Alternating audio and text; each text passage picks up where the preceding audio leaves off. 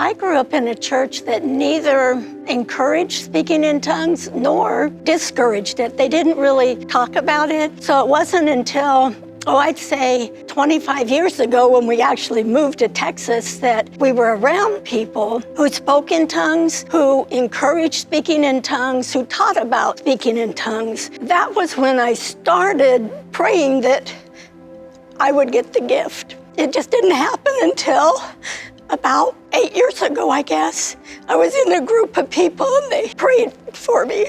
I guess I was praying for the gift of tongues probably 10, 15, 16, 17 years before I actually received the gift. And it wasn't that I didn't want it. It's just, I don't know, it just didn't happen. But I'm glad it did.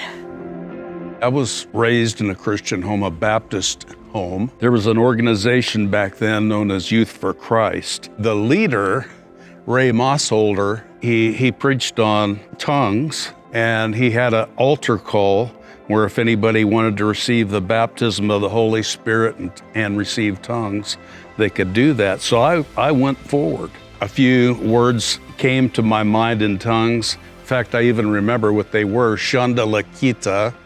And so I said that out loud, and they all said, "Oh, you received it, great." But then I started remembering what our pastor used to teach on.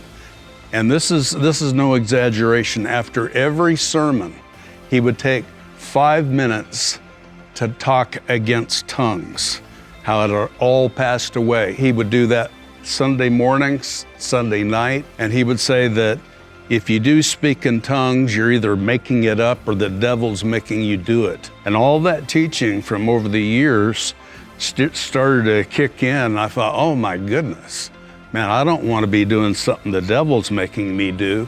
So I just shut down tongues.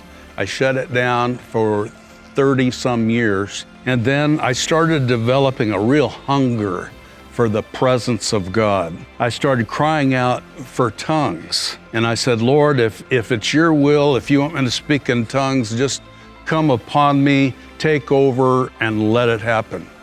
And I would pray that way till finally one day I realized, hey, wait a minute, the other gifts aren't like that. I have the gift of teaching, but I don't just kind of blank out my mind and wait for the Holy Spirit to come upon me. No, I'm proactive. I put thought into it. And the thought occurred to me that maybe tongues is that way too. And so I would pray. I said, Lord, can you just give me this language? Can you give me a few words? And he would. He'd give me a few words. And I would speak that. And then the next day I'd ask for more.